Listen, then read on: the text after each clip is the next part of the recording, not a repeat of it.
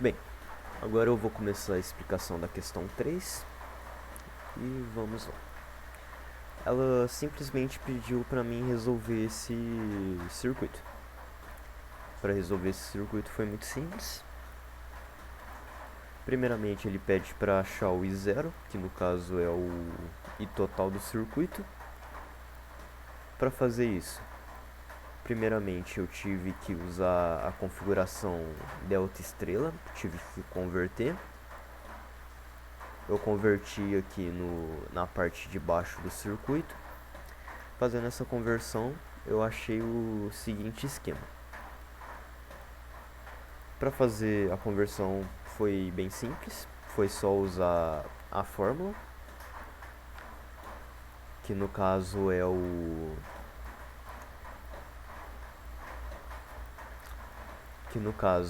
os lados que a nova indutância que eu vou achar, multiplicados, dividido pela somatória de todas as indutâncias aqui, que eu estou analisando. Fazendo isso, eu achei o valor de RA, que foi desse ramo, que foi 12 mais J4. Aqui eu estou representando ele no esquema de números imaginários. Depois eu fiz a mesma coisa por RB e por RC. Fazendo isso eu pude resolver as questões do circuito.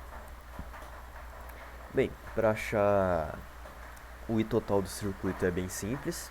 Basta achar a impedância total do circuito. E para isso você simplesmente vai fazer os esquemas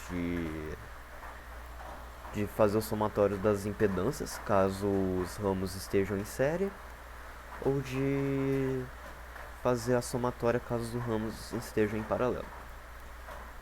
Aqui eu tive que fazer a somatória desses dois ângulos, depois a somatória a somatória desses dois ramos, depois eu fiz a somatória desses dois, aqui, desse, depois eu fiz o paralelo dos dois, e depois eu fiz a somatória total. Fazendo isso eu achei a impedância total do circuito. Achando a impedância total do circuito, que no caso aqui é o RT4, que corresponde a 30, com ângulo de menos 53,13 ohms, eu pude achar o I total, que é simplesmente fazer o valor da fonte fornecida no circuito dividido pela impedância total. O valor de zero foi 4 sobre o ângulo de 53,13 graus. Questão B, agora ele pede para mim calcular o valor da corrente em cada ramo do circuito. Para achar o I2. O I2 é esse daqui, né? Eu simplesmente fiz o esquema de divisor de correntes e como... Deixa eu dar uma apagada aqui, né? Que ficou muito bagunçado. Eu fiz o esquema de divisor de correntes. Como eu tenho o I0 indo para cá, eu vou ter esses dois ramos em paralelo.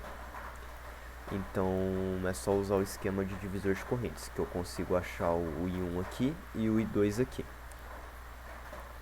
Aí foi o que eu fiz, eu achei um I2 e o I1 ali, usando o divisor de correntes. Aí no caso, para achar o I3, que é esse valor aqui, é um pouquinho mais difícil.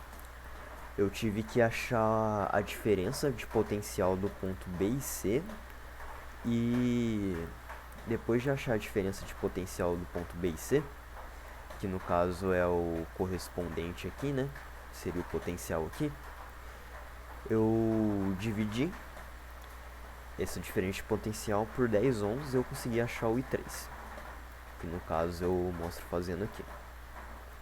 VBC, Python. No caso, o VBC eu fiz usando nesse circuito aqui. Como a configuração, como eu fiz a conversão, porém a conversão não é equivalente, ela não vai mudar os potenciais dos pontos. Então eu posso fazer esse joguinho. Aí no caso eu só achei o valor da tensão aqui, achei o valor da tensão aqui e achei o valor da tensão aqui. Fazendo isso eu achei a diferença de potencial em VBC. E eu pude calcular o I3, que é o VBC dividido por 10. Na questão C ele pede para achar o I4 e o 5, que depois de ter achado o I3 fica bem simples. É simplesmente fazer o I1 menos o I3 para achar o I4 e o I2 mais I3 para achar o I5. Na questão D ele pede para mim calcular a diferença potencial do ponto B e D e a diferença de potencial do ponto C e D.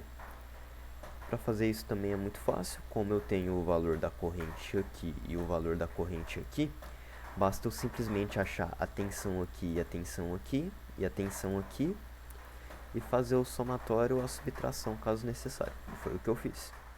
Achei o valor da tensão em cada ponto, fiz o somatório e fiz o somatório. Como o V2 não tinha ninguém para fazer somatório, a tensão aqui vai ser simplesmente a tensão que está no capacitor de menos J20. Essa foi a explicação da questão 3. Ah, sim.